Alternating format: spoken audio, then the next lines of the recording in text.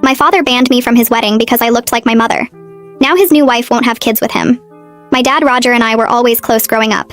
After my mom Elaine cheated on him with his business partner when I was 14, he got full custody and we became a team. Every Friday we'd get takeout from this Cuban place and watch whatever movie I picked. He came to every soccer game, helped with homework he didn't understand, and learned to braid hair from YouTube when I needed it for tournaments. He never said a bad word about my mom even though she basically disappeared after the divorce to start a new family with the guy she cheated with. We were solid for 8 years.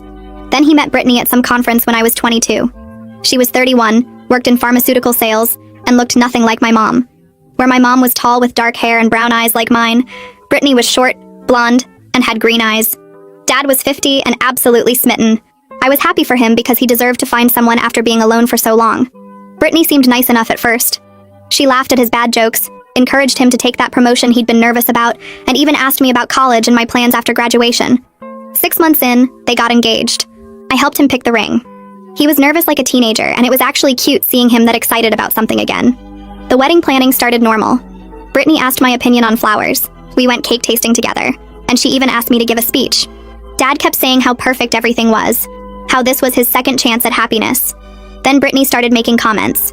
She'd stare at me during dinner and say it was creepy how much I looked like the photos she'd seen. Dad would change the subject. She'd ask if I'd gotten my personality from my mother too. Dad would tell her to stop. She'd wonder out loud if cheating was genetic. Dad would get quiet. 3 months before the wedding, Brittany suggested I might be more comfortable not being in the wedding party since people might think about Dad's first marriage seeing me up there. Dad said that was ridiculous. I was his daughter and obviously I'd be there.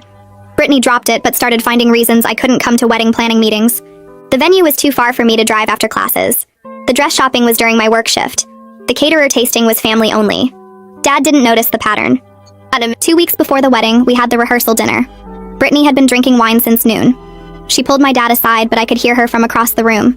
She said looking at me was like looking at a ghost, that I was ruining her special time, that she couldn't compete with his past when it was standing right there with Elaine's face. Dad told her she was being dramatic. She said he had to choose between his fresh start and his painful history. That's what she called me. His painful history. Dad came over after and said Brittany was just stressed about the wedding. The morning of the wedding, I was getting ready at the hotel with my cousin when Dad knocked. He stood in the doorway and couldn't look at me. He said Brittany was having anxiety about the wedding and thought it would be better if I didn't attend. I laughed because I thought he was joking. He wasn't. He said I could come to the reception later, but not the ceremony because Brittany didn't want my mom's face in her wedding photos. I reminded him my mom hadn't been around for 8 years. He said it didn't matter because I looked exactly like her, and it was triggering for Brittany to see the face of